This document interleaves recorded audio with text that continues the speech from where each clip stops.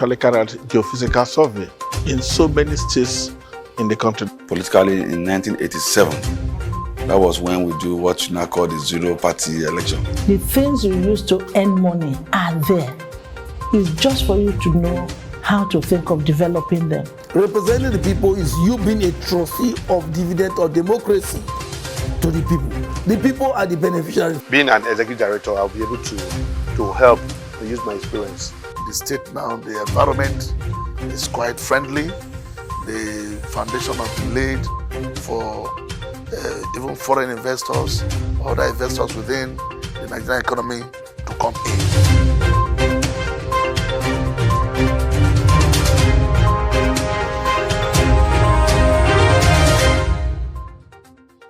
We always come to the spot to extract from some social, economic and political leaders their achievements, their works, and of course their involvement to the development of Delta States.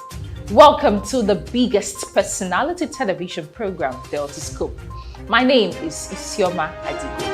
Deltascope is a weekly magazine program that profiles some social, economic and political leaders that have contributed their own quota to the development of Delta States in their various leadership capacities. Today, on your personality program, Deltascope, our media crew met with a vibrant, principled, purpose-driven, and of course selfless personality. Someone who has, and will always, according to him, be a youth leader, a technocrat who has excelled in various businesses. We're talking about Honorable Anthony Emeka Elekeokwuri, Honorable Member representing the good people of Ikan North East State Constituency of the Delta State House of Assembly. Let's meet him and hear what he has for us today.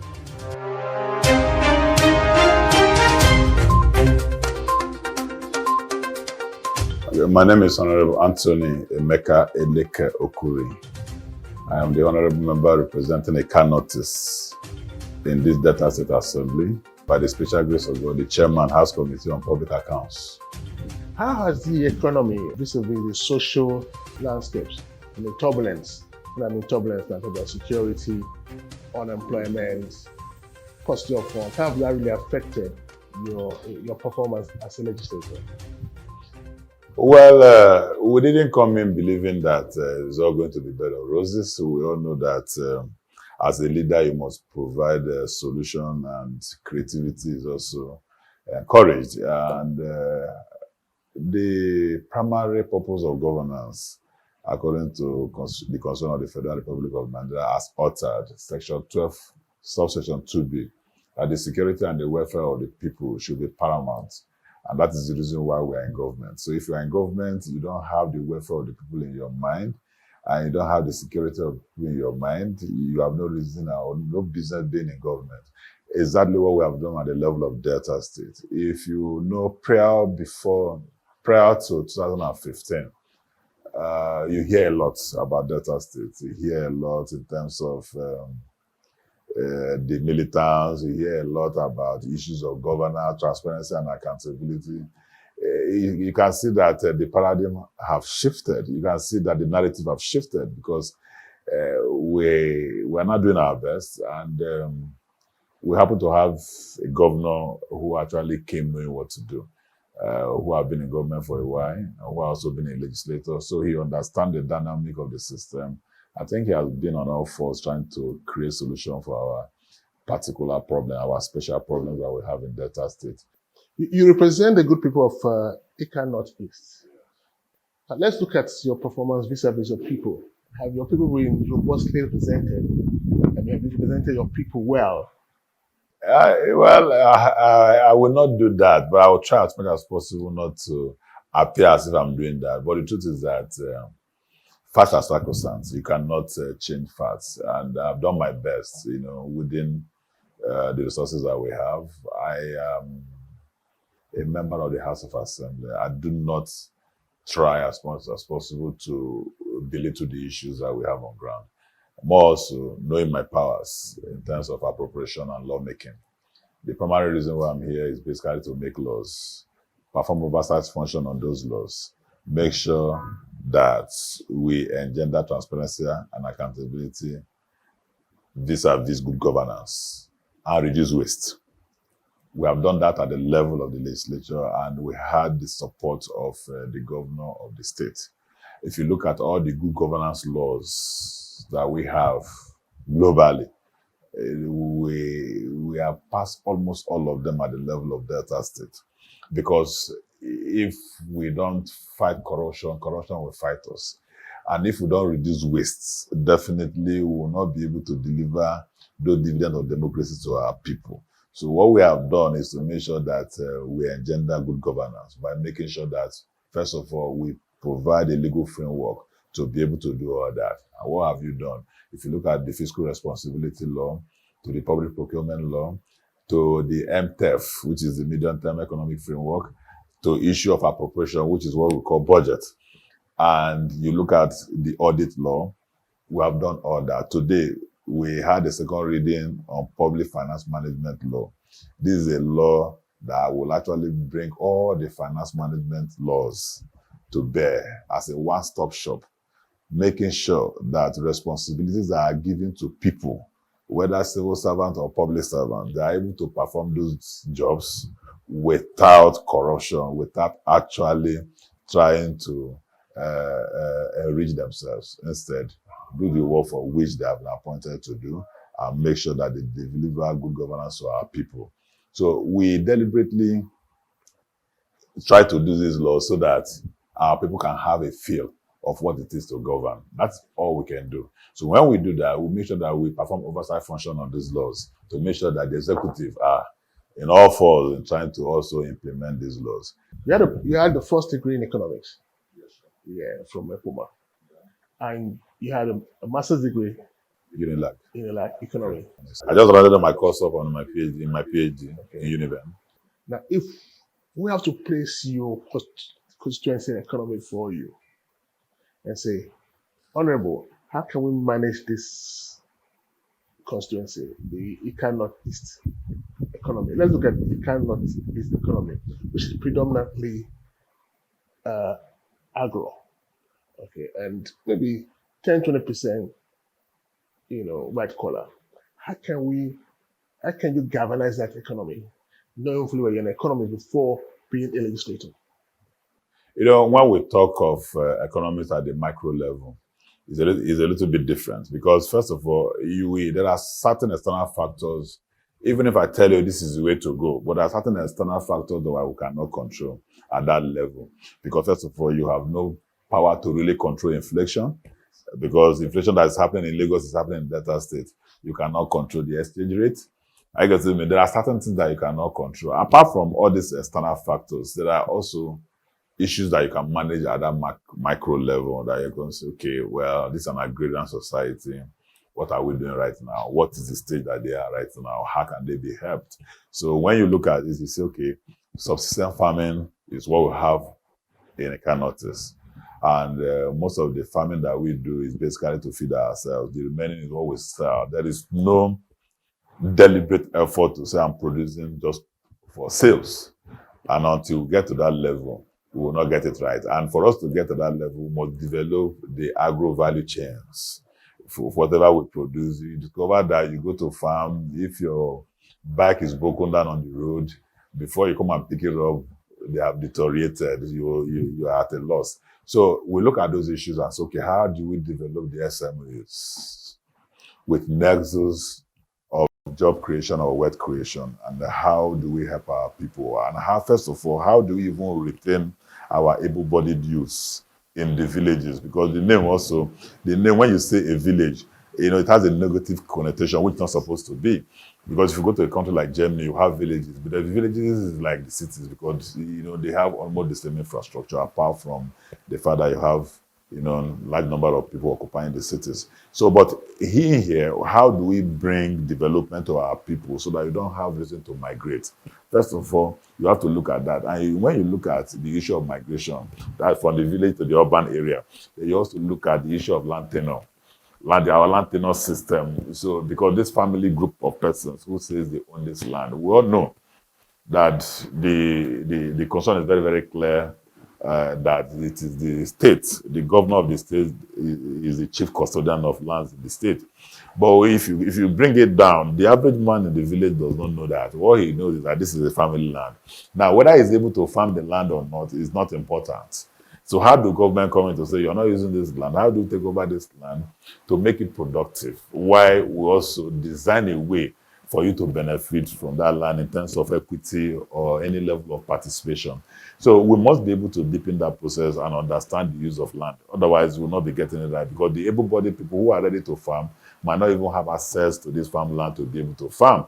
Then if you have access to farmland, then what are the issues that you have? Then you must be able to form cooperative. At the level of data, that I was saying, if they come together, you farmers, what do you farm? You are into rice, you are into tomato, you are into this. Form yourself into a cooperative society so that we'll be able to assess it. So that even if we give you loan, we're able to hold the particular cooperative responsible for the payment of the loan, because we have bad mentality when it comes to issue of loan. People think that when government gives you loan, it's about you and your family to be able to marry more wives or even do parties and the whole and best and the co. So, but realistically speaking, we must be able to come to a level where we say, okay, we're empowering you, not the kind of empowerment that you talked about before. We're empowering you to be able to farm.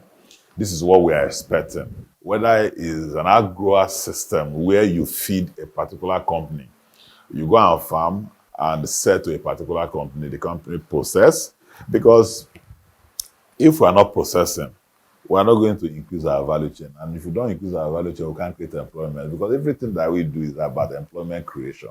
Employment creation is not just about employing people directly. It's about full utilization of resources. Full utilization of resources is what I call full employment. So whatever you have, if you have land, if you have raw materials of any kind, if you have capital, your ability to be able to combine those resources in terms of time and increase productivity is what gives rise to increase in the global productivity that they call GDP at the national level. So if you are not able to do that at that micro level, we will not be able to get it right. So how do we manage it? The problem we have, whether we like it or not, people are calling for restructuring, people are calling for this and that. It's not about that. It's about the exclusive list. I always tell people, it's not about resource control, it's not about restructuring, it's about tinkering with the exclusive list. It's so bulky. We should be able to reduce the size of the exclusive list to allow people, unbundle it, to be able to allow people, be able to manage their resources. You don't expect, whether I would like it or not, people are not going into mining because, first of all, I need to spend so much money, and before it start yielding results, it takes a number of years, it has long-term effect and the rest. Yes, if I do it, who am I doing it for? I'm doing it because once I'm able to, benefit from that resources, I send it to the federal level for us to share it. Let's look at Anthony from the primary school days in Ede to Ede Grammar School. What are your dreams? I had dreams that, when I grow up, I used to dream of drama, and thank God I ended up, doing what I'm doing. Like, what were your dreams, growing up?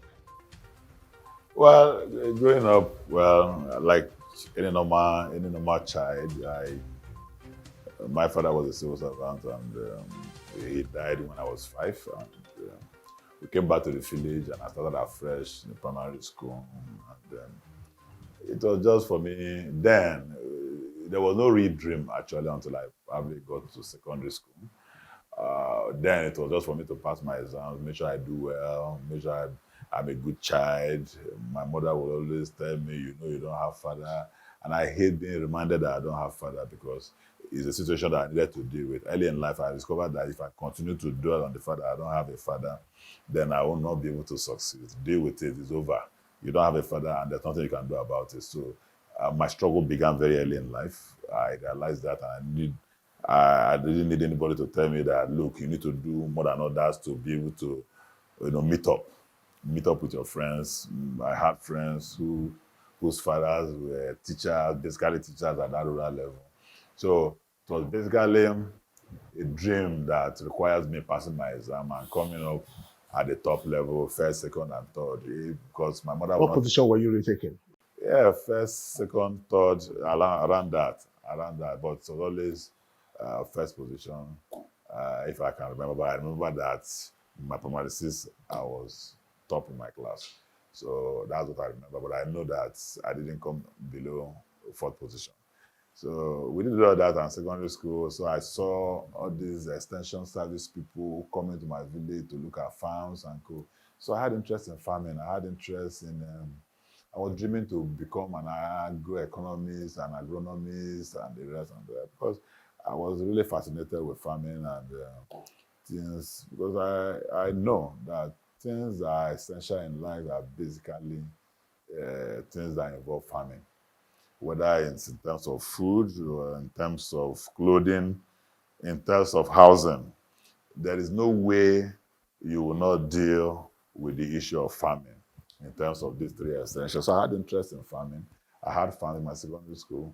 I had farms, not just one. I was farming and I was working for people and I was getting paid. I was also using my meager resources to make sure that I expand my farm, tomato farm, cassava farm, this farm, and the rest.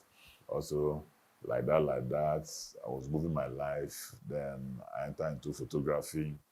From photography to promotion till I entered the university. Where was your first place of work? Yes, my first place of work was Danino Projects.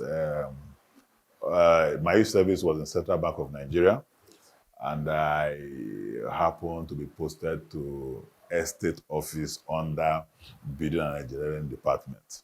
So as an economist, it was a little bit worrisome for me, but I didn't know that God had plans for me because, even if I thought I should be posted to international economics and the rest and the research and development department, but I was posted to building and engineering department. And I saw engineers, I saw people working on everything. So the estate office gave me an insight into property management and everything. So in that 1 year, I had a field day with work and I enjoyed every part of it. Immediately after, I went back to school to do my master's. In doing my master's, I also understand that I needed to work in a company where I will understudy somebody in real estate and real estate development. So I did just that for a couple of years before actually opening my property development company. From one property development company to hospitality business in terms of hotels and catering businesses, then from there to issues of finance. So I had a partnership with some companies, and that actually propelled me into finance. Let's play back a bit. The fatherless child, 5 years old, brought up by a single mother. There you went to school, primary, secondary, university, not first degree alone, went second. What was your driving force? I always know that school was important. I had the opportunity of even traveling abroad. While the moment I gained admission, opportunities came calling, then to travel abroad to Europe. And well, I look at the whole system and I discovered that most rich people in the country then had their children in school. So, and I also realized that my father's dream was basically on education, so for the children. So I said to myself, if my father had been alive, he would have wanted me to be in school. And if rich people all over the world are sending their children to school, school is going to be very, very important. So, yeah, I sacrificed. I know I sacrificed because, it didn't take 2 years of those people who traveled then to start shipping cars. And they were coming home. But then, I always had it in mind that on the long run, we're going to meet up somewhere. So, and what happened? It didn't take me 1 year when I started working to actually start traveling abroad for holidays and coming back. So, on the long run, we were hanging out on the street of Paris, on the street of Dusseldorf, on the street of London and everything at that level. So I didn't have any regrets at school. I'd always been good and it will continue to be good. And that is why If you look at my constituency right now, you will see that I'm always looking at schools. You hear all over, even in Lagos State, that students are sitting on the floor, students don't have desks and everything. So phase 1, phase 2, phase 3, phase 4, and at the phase 4 level, right from my first tenure to my second tenure, I always make sure that I supply seats to all the schools. So right now, there is no school. I don't think there is any ward in my constituency that I have not supplied seats. It's ongoing, and I will continue to do that, and I will continue to make sure that no Eka notice person sits on the floor while in school. Your people and you, what's your passion towards your people? Love. And I grew up in that. People look at me, some of them don't even believe that I grew up in that society, that setting. But I grew up there. I participated in all the activities in terms of youth activities and the rest, social activities and the rest. I lived like any normal being, any normal youth, and left when I was supposed to leave, and also back when I was supposed to come back. I love my people, and I also believe that they love me. If they don't love me, they wouldn't have voted me into a position of authority like this. At what point, sir? At what point did you decide, okay, with all your investments in technocrats, and some people describe it as technocrat, at what point you said, no, now it's politics? Yeah, I've been a community leader. I've been a youth leader right from my growing up days. So even when I was permanently in Lagos working, I was also the youth leader of my community. So because I'm a youth leader, so I usually come home. I usually will participate in any activities in terms of whatever that will bring development to my community. I interact with politicians. I chastise them when I need to chastise them. I talk to them. I lobby them. I tell them, remember my community and the rest. Most of them are my friends. They will always call me to join them in politics. I'll tell them, no way. Because I was focused on my business and I was also a growing up person. So I didn't need any distraction. So with that, everybody just knows me as somebody who is interested in development of my community. Whatever it is, any contribution in terms of finance, I'm always at the point of helping out. So with that, people started approaching me. That's your intro to politics, and you ended up with PDP? Yeah, sure. Why PDP? Why PDP? You have a reason. Why PDP? First of all, there was no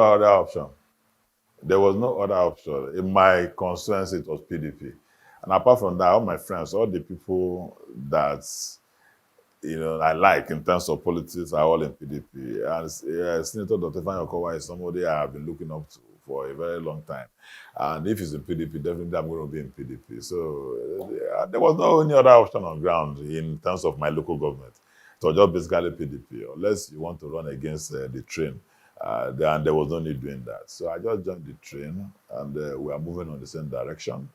And it wasn't as if I joined them because I wanted to be a legislator. I joined them because I wanted to contribute my quota.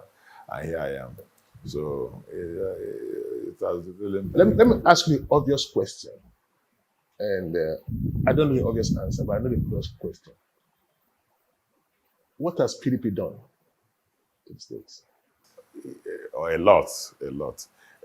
Like I said, I started by issues of governance in terms of transparency and accountability and making sure that there's a reduction in waste. And I also, you're working in a system and you're not afraid of doing what you want to do, especially when you know you're on the right track.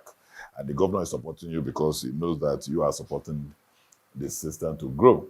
Now, we started by saying, look, we need to reduce waste. When we came in, if you remember vividly in 2015, there was economic meltdown. States were not able to pay salaries.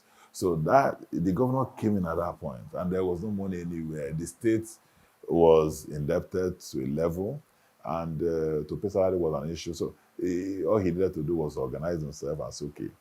He was creative, and he was able to swim out of that water. And today, look at where we are in terms of infrastructure.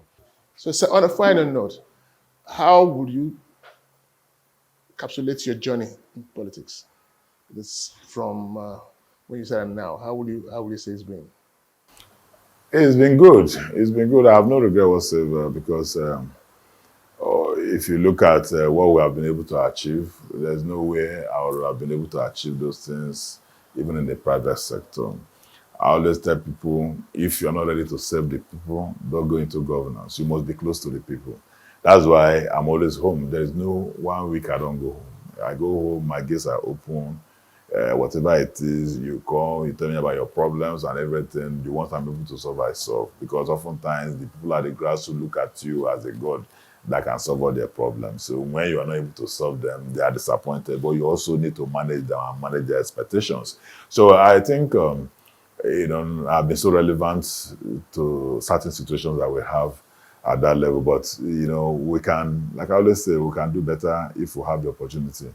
And what is the opportunity? The opportunity we need is that enabling environment. I am a legislator. Mine is to provide legal framework. Mine is to make sure that I help the executive to be able to do their job. And when monies are appropriated for a particular purpose, I follow the money and make sure that projects and programs are delivered as appropriated. Thank you very much for having me. Thank you. Thank you, sir. Thank you. God bless you. So much said and heard, Honorable Anthony Emeka Elekeokwuri. I must say his actions has helped enrich accountability, transparency, and the good governance of Delta State. A man characterized with such professional excellence, laudable achievement, operational efficiency, and of course, administrative straightforwardness. For active participation in your personality program, it's important you follow and subscribe to our different social media handles right on your screen. On behalf of the producer and the entire production crew, I want to say a very big thank you for riding with us on this particular edition of Deltascope. My name is Isioma Adigwe. See you soon.